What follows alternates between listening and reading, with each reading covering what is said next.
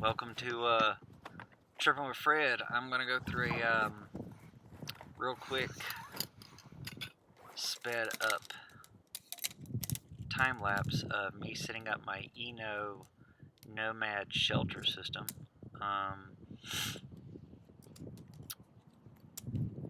It's a pretty slick system. It's really quick to set up, actually.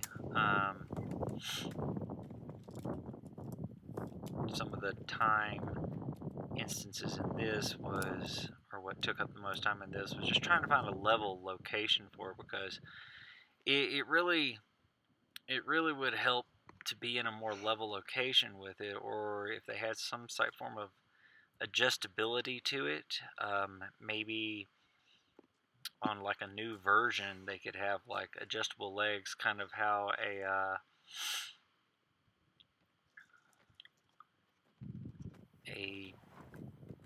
instant canopy sets up, or how you can have adjustable legs on a massage table where you can push in the little button, and that would give you a little bit more of a balancing area, because there's a section in here that you'll see where I kind of have to adjust it, and one of the legs still doesn't really touch the ground. So I wound up later finding a stone or a small broken brick, it looks like, from where the fire pit was. I use that. Now, this bar right here that sets up, it is not a grab-on bar. Don't pull on it. Basically, all that's doing is it's kind of like your if you was to be setting up a hammock on a tree and you wanted to have your little tarp set up, that kind of helps hold that in place. But well, right here I'm setting up now. I'm getting to the bug net location. It's got 4 twist tie pieces at the top, and on here, with this one, I was setting it up using the twists at the top, or go over the top bar. The issue is, later I discovered that whenever I'm putting the hammock lights that one of my friends loaned me to use, or his, yeah, I didn't like where it was set up at. That's why I'm moving it. Don't worry, the screen will adjust in a second. I just didn't like where it was. I decided to move it a little bit. Here's a better shot now, you can actually see. But it's got 4 clips on the front and back of each piece of the bug net. Now, what I've done now, or when I start doing it now, I clip the 2 at the very top, one on each side of the TP legs, or the A-frame, and then I adjust the top T, like little latches that'll connect the 4 at the top. There's where I'm kind of messing with, trying to figure out like how it's not stable, or at least it's not balanced. So here's where I'm getting up the tent stakes. This part right here takes a little bit too much time. I already bent one of the tent stakes. Here's where I'm kind of checking them out, trying to, because that one to the right next to the word Eno, you can kind of look at it. If you look real close, you can see that it's kind of lifted up, because the ground wasn't perfectly stable, or not the ground was stable, it's just the ground wasn't level. That's the words I actually should be using. If the ground wasn't stable, it'd be very it wouldn't be very good. Yeah, I'm using my hatchet to kind of hammer them in. It's windy. It's very windy in the location I'm at right here. It's on Rampart Range in Colorado. It's about a 30-40 minute drive from Colorado Springs, maybe a 20-minute drive from Manitou Springs. I don't know how to really pronounce it. Where the cliff dwellings are. That was a really interesting thing. I've got a video of that. that I haven't posted yet, or I haven't edited, I would say. Um, but here I'm just slightly waiting for it. But I wish now I would have had, like, maybe I could get like a footprint or even a tarp that I could set up underneath it. I'll probably get some better measurements, go pick up a cheap tarp somewhere else, and just kind of stake that underneath it. What's good about the little A-frames is if you are if you like to cycle, you can use that little A-frame section on either side to actually lock your bike into. Plus, if you use other tension cords or something of that magnitude, let's say like a bungee cord type setup, maybe not full-fledged bungee, but you could use that to manipulate something. I'm going to probably rig something up and do some videos on it, because I've got some real slick ideas that I'm thinking about adding to it. The actual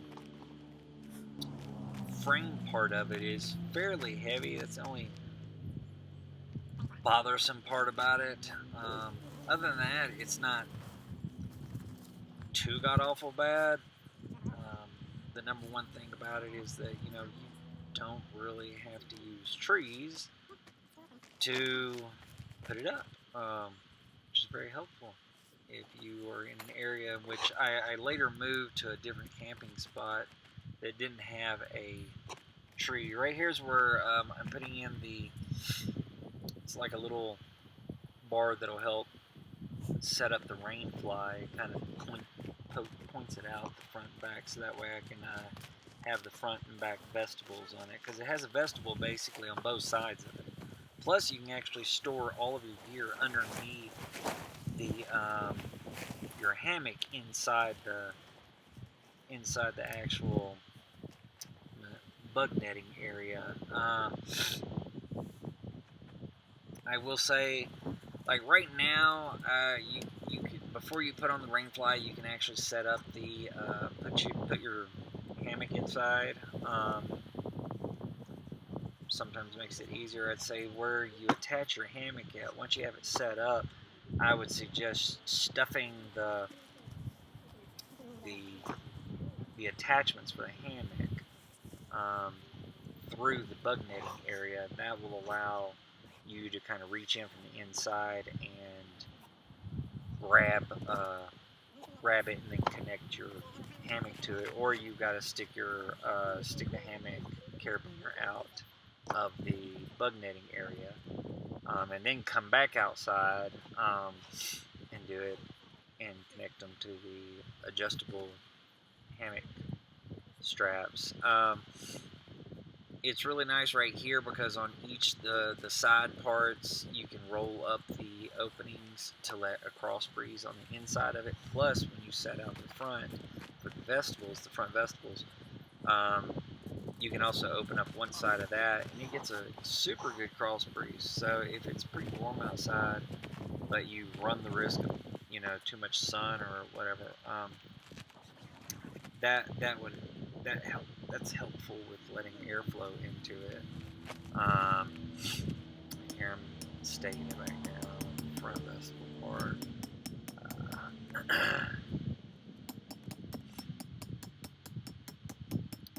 But over and all, it's fairly a nice little setup. What I've done now is, this is the first time I really set it up using tent stakes and things. I wound up not using all of the stakes that came with it because they're really thin aluminum. I've got some in super heavy duty tent stakes that I like using a lot more.